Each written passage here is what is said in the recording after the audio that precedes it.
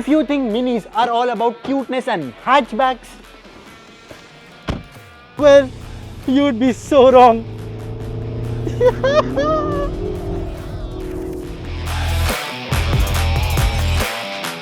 This is the Mini Countryman, a 5-door, 5-seater SUV. The antithesis of everything that the word Mini stands for. And this isn't your regular Countryman.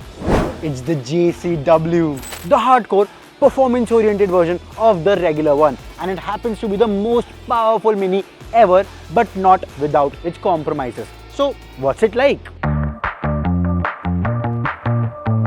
The design? It's interesting. Sure, the silhouette is SUV, but with plenty of universal go-fast elements. Red accents all around, check. Fancier alloy wheels, check. These are optional by the way, but oh, so pretty. JCW performance branding all around. Check, check, check, check, check. Probably a couple of checks too much. But there's more than just your regular sports car treatment. The grille has been revised. There are indentations on the nose and the quad tailpipes work as the final sporty doors. And yes, these are very much Matt Watson approved. It sure does look like it means business, doesn't it? And I can tell you, it drives like one too, at least to a certain extent.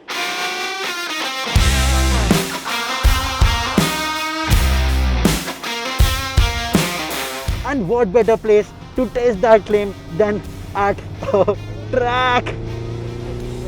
But the first thing that we have to do is put it into the John Cooper Works mode, which is the equivalent of a race mode on any other car. Now 300 horsepower and 400 Newton meters of torque might not sound a lot by modern day standards, but this car is quick. 0 to 100 comes up in 5.4 seconds and it pulls all the way to 250 kilometers per hour.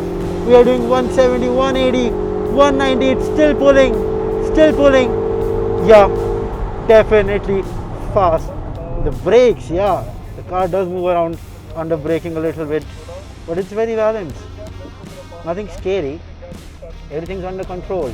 So JCW means everything's been tuned for performance. The steering, it's more direct. The transmission, it's quicker. The brakes are bigger. The suspension, it's stiffer. And you can tell in the way that this car corners.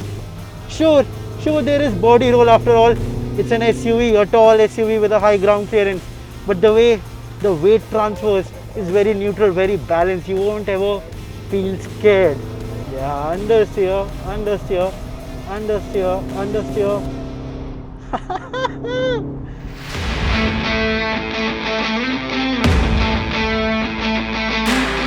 So it does move around under hard braking. There is a little amount of body roll around long corners, around long fast corners. So it's not an outright sports car, but a fast car that you can enjoy with the family. And it sounds pretty decent for a 4-cylinder. Sure, that sound is being pumped through those speakers and it's not entirely natural, but it does give you pops and bangs on the overrun, and it's something that your friends will definitely enjoy on a fun Sunday morning drive. Oh, by the way, you can also get a surge of performance for a limited time using the boost button on the paddle shifter behind the steering wheel. Woohoo! But all of its dynamic prowess likely comes at the cost of ride comfort, as we've seen with the Cooper JCW. I mean, we didn't really get a chance to test it today at this smooth surface on the BIC. But I can tell you, it won't exactly be the epitome of ride comfort. If there's one thing that I'm desperately missing here, it's a proper display for the driver. I don't want my details here. I want a proper rev meter, a proper speedometer right in front of my eyes. I really don't understand who approved this. I mean, the screen itself is great, but yeah. But what about when you're not driving fast? Will the interior be accommodating enough for the family? Let's park up and find out.